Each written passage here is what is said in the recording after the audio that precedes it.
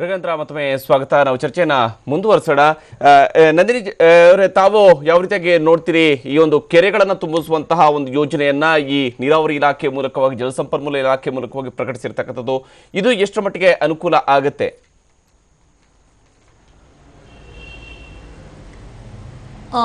ಇದಕ್ಕೆ ಎಷ್ಟು ಪ್ರಾಮುಖ್ಯತೆ ಕೊಡಬೇಕಿತ್ತು, ಮೇಲ್ಮೈ ನೀರು ಅಂತ ಹೇಳ್ತೀನಿ ನಾನು. ಅಂದರೆ ಕೆರೆ ಕಟ್ಟೆ ಅಷ್ಟೇ ಅಲ್ಲ, ಭೂಮಿ ಮೇಲೆ ಬಿದ್ದಂಥ ನೀರನ್ನು ಸಂರಕ್ಷಣೆ ಮಾಡುವಂಥದ್ದು ಇದೆಯಲ್ಲ, ಆ ಸಂರಕ್ಷಣೆ ಯಾವ ಪ್ರಮಾಣದಲ್ಲಿ ಆಗಬೇಕಾಗಿತ್ತು ಮತ್ತು ಅದಕ್ಕೆ ಎಷ್ಟು ಸಪೋರ್ಟಿವ್ ಆಗಿ ಸರ್ಕಾರ ನಿಲ್ಲಬೇಕಾಗಿತ್ತು, ಅದು ಆಗಿಲ್ಲ. ಈಗ ಅವರು 3,000 ಕೋಟಿ ಕೆರೆ ಕಟ್ಟೆಗಳಿಗೆ ನೀರಾವರಿ, ಮೇಲ್ಮೈ ನೀರಾವರಿ, ಇದಕ್ಕೆ ಕೋಟಿ ನೀರಾವರಿ ಯೋಜನೆಗೆ ಅಂತ ಹೇಳಿದ್ದಾರೆ.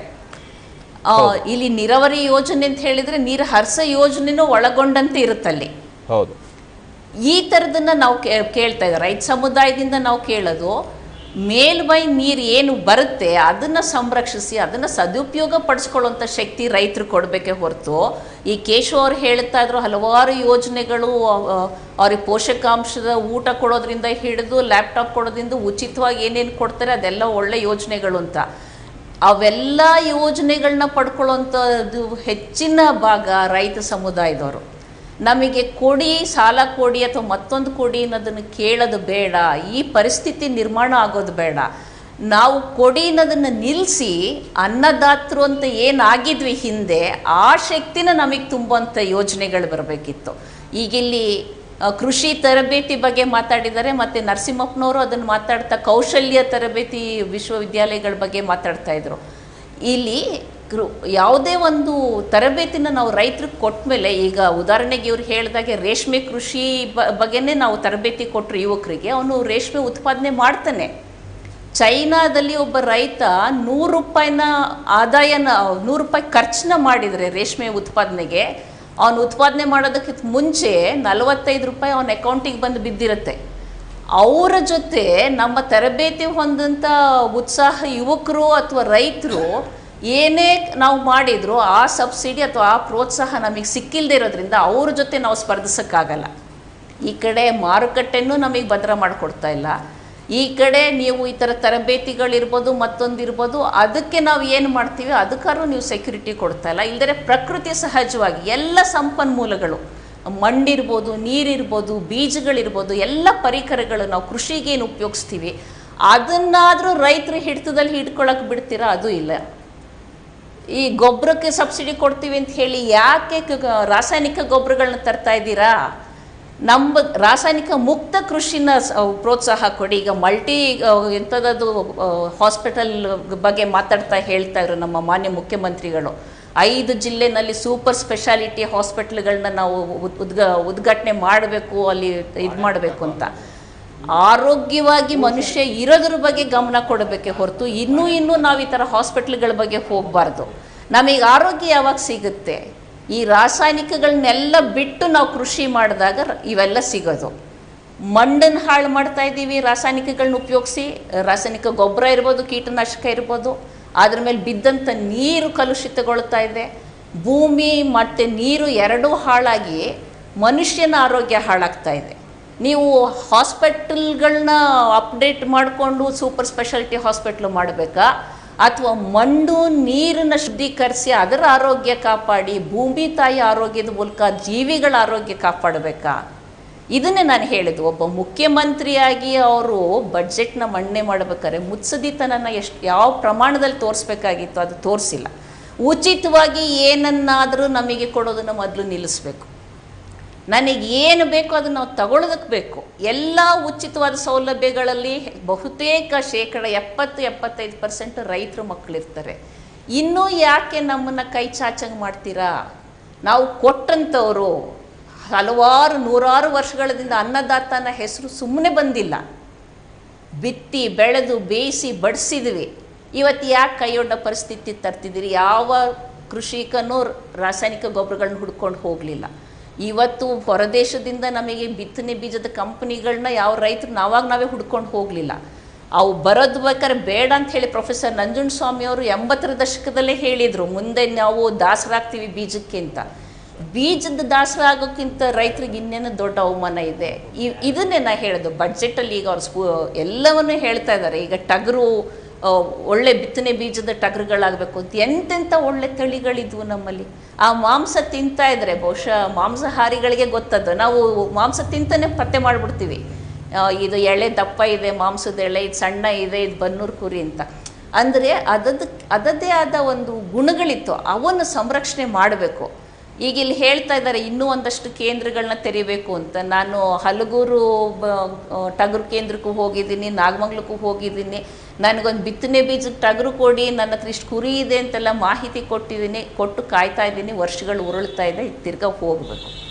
ನಾವೇ ಹೀಗಾದಾಗ ಅಂದರೆ ನಾನು ಇದನ್ನು ಯಾಕೆ ಹೇಳ್ತೀನಿ ಅಂತ ಹೇಳಿದರೆ, ಯಾವುದೇ ಯೋಜನೆ ಇರಲಿ ಅದು ನಮ್ಮ ಬದುಕನ್ನ ಸುಧಾರಿಸಬೇಕೇ ಹೊರತು, ನನ್ನನ್ನು ಆರೋಗ್ಯವಂತರಾಗಿ ಮಾಡಬೇಕೇ ಹೊರತು ಇನ್ನೂ ನಾವು ಆ ಕಡೆ ಈ ಕಡೆ ನೋಡೋದಾಗಲಿ ಮಾತಾಡೋದಾಗಲಿ ಅಲ್ಲ.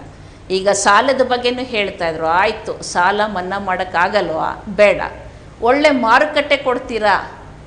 ಹೊರದೇಶದಿಂದ ನರಸಿಂಹಪ್ಪನವ್ರು ಇದಕ್ಕೆ ಮುಂಚೆ ಮಾತಾಡ್ತಾ ಹೇಳ್ತಾ ಇದ್ರು, ಮಂಡ್ಯ ಶುಗರ್ ಫ್ಯಾಕ್ಟ್ರಿ ಮುಚ್ಚಲಾಗಿ ರೈತರು ಅಲ್ಲಿಗೆ ಆತ್ಮಹತ್ಯೆಗೆ ಅದು ನಿಜ ಇರ್ಬೋದು. ಅದಕ್ಕೆ ಕೊಡುಗೆನ ಇನ್ನೊಂದು ರೀತಿಲಿ ಕೊಟ್ಟಂಥದ್ದು, ಹೊರದೇಶದಿಂದ ನಮ್ಮ ದೇಶಕ್ಕೆ ಭಾಳ ಮುಕ್ತವಾಗಿ ಎಲ್ಲ ಆಹಾರ ಪದಾರ್ಥಗಳನ್ನ ತರಿಸ್ಕೊಳ್ಳುವಂಥ ನಾವು ಹಲವಾರು ಎಗ್ರಿಮೆಂಟ್ಗಳು ಮಾಡ್ಕೊಂಬಿಟ್ಟಿದ್ವಿ. ನಾವಿವತ್ತು 2 kg ಬೇಳೆ 2 kg ಎಣ್ಣೆನ ನಾವು ಮನೆಗೆ ತೊಗೊಂಡು ಹೋಗ್ತಾ ಇದ್ದೀವಿ ಅಂತ ಹೇಳಿದರೆ, ಹೊರದೇಶದಿಂದ 1 kg ಅಲ್ಲಿ ಬಂದಿರುತ್ತೆ, ಹೊರದೇಶದಿಂದ 1 kg ಎಣ್ಣೆ ಅಲ್ಲಿ ಬಂದಿರುತ್ತೆ. ಯಾಕೆ ನಮ್ಮ ರೈತರು ಬೆಳೆಯೋದಿಲ್ವಾ? ಎಳ್ಳು, ಹುಚ್ಚೆಳ್ಳು, ಕಡಲೆಕಾಯಿ ಬೀಜ, ಸೂರ್ಯಕಾಂತಿ ಇವೆಲ್ಲವನ್ನು ಬೆಳೆಯುವಂಥ ರೈತರು ಆತ್ಮಹತ್ಯೆ ಮಾಡ್ಕೊಂಡಿದ್ದಾರೆ. ತುಮಕೂರು ಶಿರಾದಲ್ಲಿ ಒಂದೇ ತಾಲೂಕಿನಲ್ಲಿ 16 ಜನ ಕಡಲೆಕಾಯಿ ಬೆಳೆಗಾರರು ಆತ್ಮಹತ್ಯೆ ಮಾಡ್ಕೊಂಡಿದ್ದಾರೆ.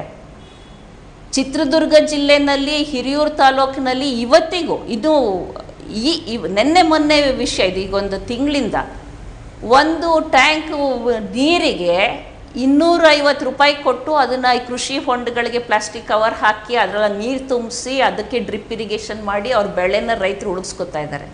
ಸರ್ಕಾರ ಇಲ್ವಾ?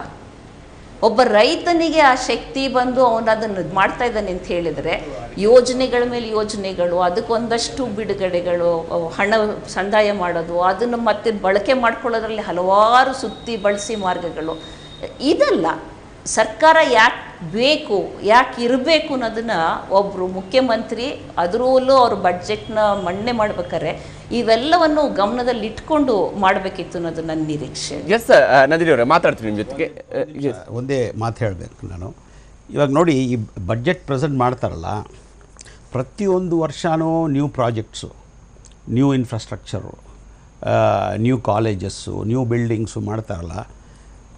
ನಂದು ಒಂದೇ ಇರೋದು ಮೇಜರ್ ಇಶ್ಯೂ ಏನಂದರೆ, ಸರ್ಕಾರದ ಕಡೆಯಿಂದ ದುಡ್ಡು ಖರ್ಚು ಮಾಡುವಾಗ ಅದನ್ನು they should act only as A promoting agency.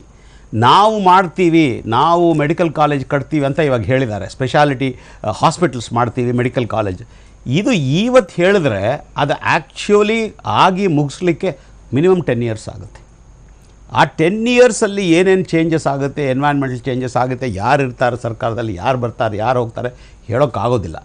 ಅದರಿಂದ the most important thing is, ಸರ್ಕಾರದಲ್ಲಿ ಈ ದುಡ್ಡು ಖರ್ಚು ಮಾಡುವಾಗ ನಮಗೆ ಈ ದುಡ್ಡನ್ನು ಕರೆಕ್ಟಾಗಿ ಖರ್ಚು ಮಾಡಲಿಕ್ಕೆ ಕೇಪಬಿಲಿಟಿ ಇದೆಯಾ ಇಲ್ವಾ ಅನ್ನೋದು ಒಂದು ಪ್ರಶ್ನೆ ಅವರನ್ನೇ ಕೇಳ್ಕೋಬೇಕು. ಇಲ್ಲದಿದ್ದರೆ ಏನಾಗುತ್ತಂದರೆ, ಒಂದು ಪ್ರಾಜೆಕ್ಟ್ ತೊಗೊಂಡ್ರೆ ನೋಡಿ, ಒಂದು ಚಿಕ್ಕದು ಹೇಳ್ತೀನಿ ನಾನು.